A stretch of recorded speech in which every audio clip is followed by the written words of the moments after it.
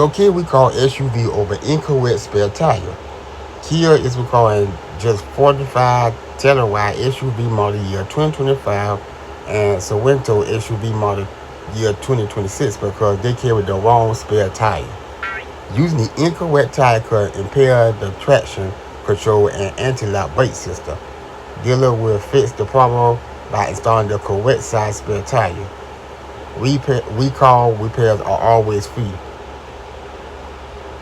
Okay, hold up.